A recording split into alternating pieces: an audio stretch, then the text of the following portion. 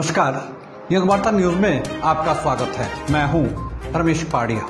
शुरुआत करते हैं आज की हेडलाइन से। 250 करोड़ से होगा यमुना नदी का तटीयकरण, जल शक्ति विभाग ने दी मंजूरी।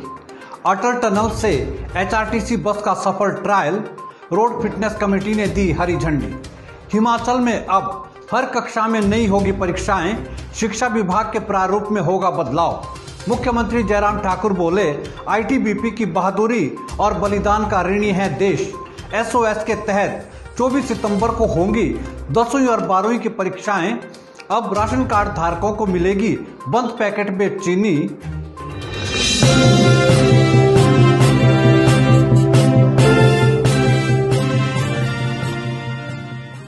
अब समाचार विस्तार से। कृषि बिल को लेकर विपक्ष जनता को गुमराह कर रहा है। यह बात हिमाचल प्रदेश के कृषि मंत्री वीरेंद्र कंवर ने कही।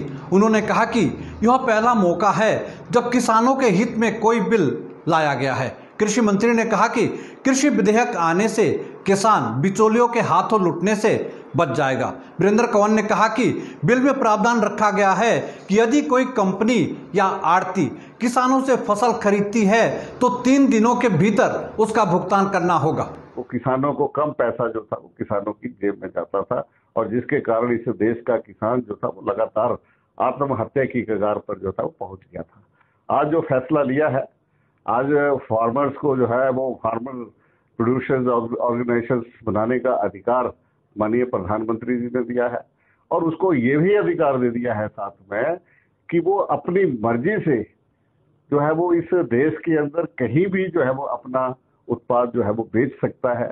जिला सिरमौर में नए हेलीपैड बनाए जाएंगे, जबकि पुराने हेलीपैडों का विस्तार किया जाएगा। यह बात उपायुक्त सिरमौर डॉक्टर आर के परूथी ने कही। डॉक्टर आर के परूथी ने कहा कि जिला सिरमौर में प्रशासन द्वारा 23 स्थानों का चयन किया गया है जहां पर हेलीपैड बनाए जाने हैं। डीसी ने कहा कि चयनित स्थलों पर चॉपर उतारने के लिए ट्रायल किए जा रहे हैं। उन्होंने कहा कि आपातकाल के समय कोई भी चॉपर लैंड कर सकता है। ट्रायल लैंडिंग फेज वाइज सरकार से हो रही है। अभी जो हमारा जुदा के जोड़ में हेलीपैड है वहाँ पे जो ट्रायल लैंडिंग है वो कामयाब हो चुकी है, क्योंकि बार बार हमें नाहन में आर्मी अथॉरिटी से रिक्वेस्ट करनी पड़ती थी। उनकी जो परमिशन है चंडी मंदिर से आती थी। यहाँ पे ट्रायल लैंडिंग होने के बाद अब कोई भी जो चॉपर है यहाँ पे लैंड कर सकता है। इसके अलावा रेणुका माता जी के जो मेला होता है, पिछले साल हमने बिरला में एक हेलीपैड करने। हमीरपुर जिला के भोटा के जिम करीम मार्ग पर चट्टाने खिसकने से आज यातायात बाधित रहा। बड़ी चट्टाने खिसलने के चलते आज करीब 8 घंटे तक यातायात पूरी तरह बंद रहा। लोक निर्माण विभाग के कर्मचारियों ने सड़क खोलने के लिए जेसीबी मशीन लगाई, जिसके चलते देर शाम तक यातायात बहाल किया गया। भाजपा किसान मोर्चा का कहना है कि कृषि विधेयक आने से देश का किसान खुशहाल होगा। सोलन में आयोजित पत्रकार वार्ता में भाजपा किसान मोर्चा के प्रदेश अध्यक्ष डॉक्टर राकेश शर्मा ने कहा कि अब देश का किसान किसी भी राज्य में अपने उत्पाद बेच सकता है। डॉक्टर शर्मा ने बताया कि विपक्ष के पास कोई भी मुद्दा नहीं है, जिसके चलते विपक्ष किसानों को कृषि बिल को लेकर गुमराह कर रहा है। शर्मा ने बताया कि भाजपा किसान मोर्चा देश भर में किसानों की समस्याओं को समाधान करने के लिए सरकार व जनता के बीच कड़ी का काम कर रहा है।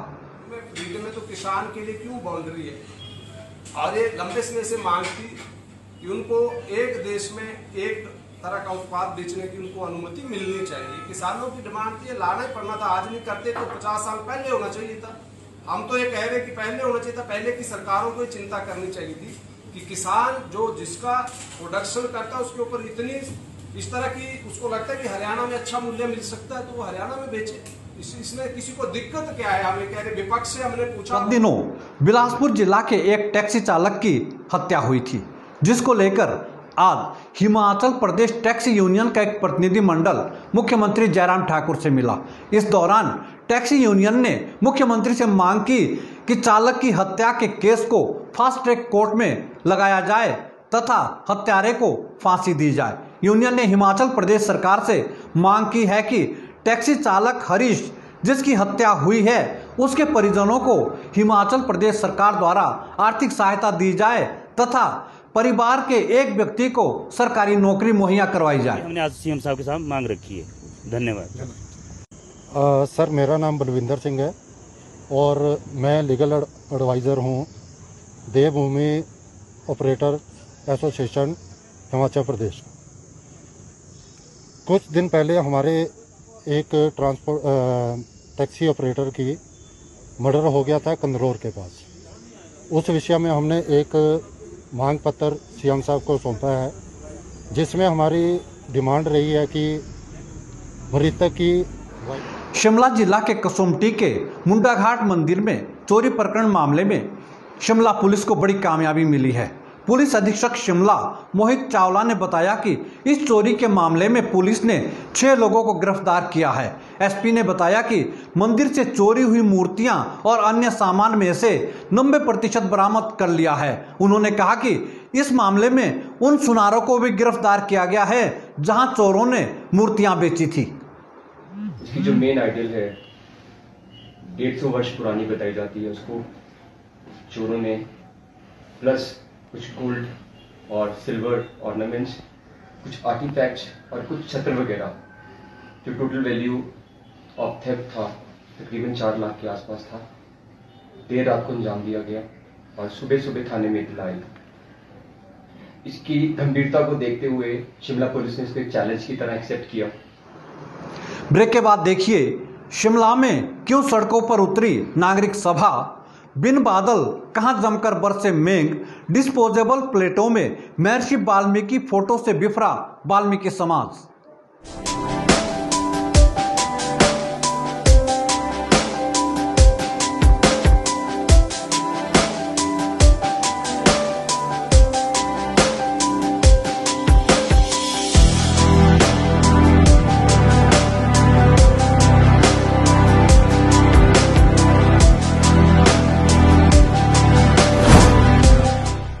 भूषण ज्वेलर्स, अनमोल रिश्तों के लिए। ब्रेक के बाद आपका स्वागत है। शिमला शहर में कूड़े के भारी भरकम बिलों को लेकर नागरिक सभा ने आज नगर निगम के समक्ष धरना प्रदर्शन किया। नागरिक सभा शिमला का कहना है कि एक तरफ तो कोरोना के दौरान लोगों के रोजगार चले गए हैं, ऊपर से नगर निगम द्वारा पानी व कूड़े के बिलों में बढ़ोतरी की गई है। नागरिक सभा ने नगर निगम और सरकार से मांग की है कि कोविड के दौरान पानी व कूड़े के बिलों को माफ किया जाए। नागरिक सभा ने बताया कि यदि हिमाचल प्रदेश सरकार व नगर निगम ने मांगों को पूरा नहीं किया तो मजबूरन संघर्ष को तेज करना पड़ेगा।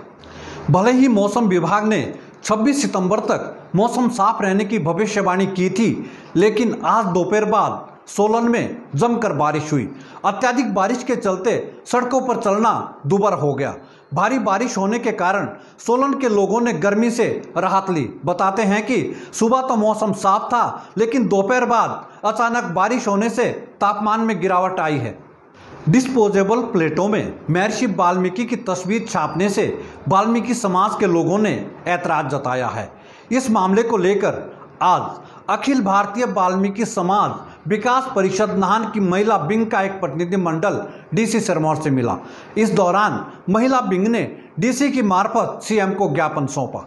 सीएम को भेजे ज्ञापन में महिला विंग ने मांग की है कि जिस कंपनी ने डिस्पोजेबल प्लेटों में महर्षि वाल्मीकि की फोटो लगाई है उसके खिलाफ सख्त कार्रवाई की जाए।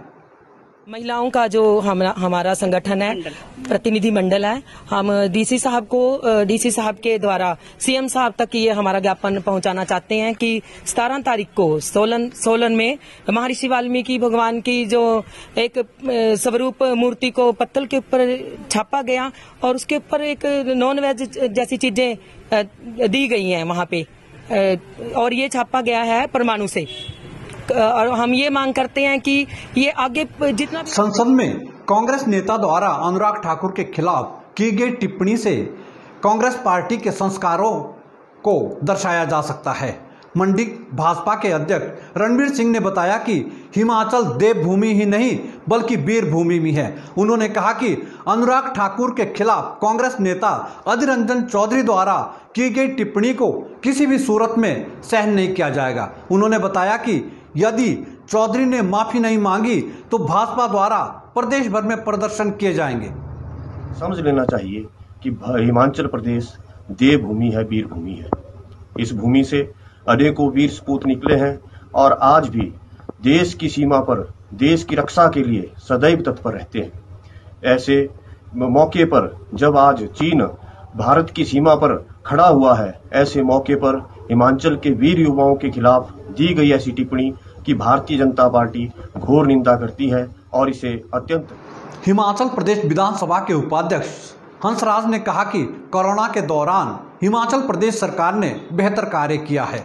चंबा में आयोजित पत्रकार वार्ता में विधानसभा के उपाध्यक्ष हंसराज ने बताया कि केंद्र सरकार द्वारा किसान विधेयक लाकर देश के किसानों को राहत दी है।